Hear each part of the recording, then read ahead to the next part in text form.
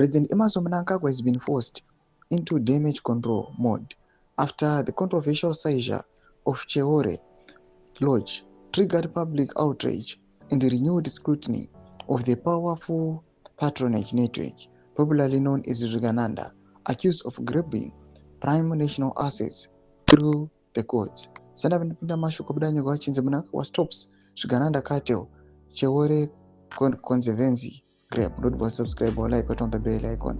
Tipina mnamo budanyo kwa mchinze.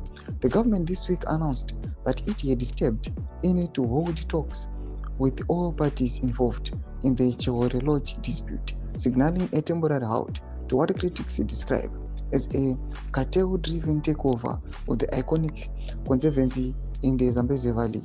Cheore Lodge, operated by veteran conservationalist Terry William Kelly in partnership with the Zimbabwe Parks and Wildlife Management Authority (ZIMPARKS), was ordered to vacate the property after High Court Judge Tawanda Chitapi ruled in March 2025 that its 2010 lease was invalid. The operator was given until June 2025 to leave.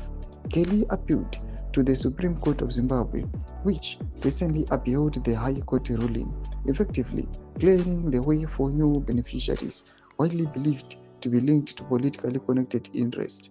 In a statement issued on Thursday, 15 January 2026, the Ministry of Environment, Climate and Wildlife said it had engaged all parties to facilitate an amicable resolution that complies with the law while protecting investment.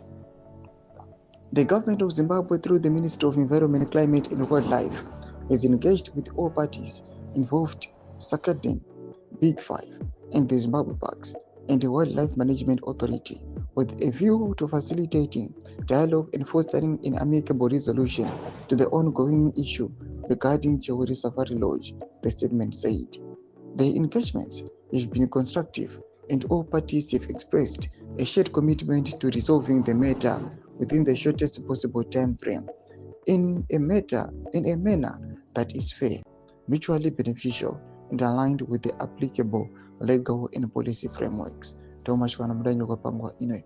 When I comment section, you don't forget to subscribe or like, check on the bell icon.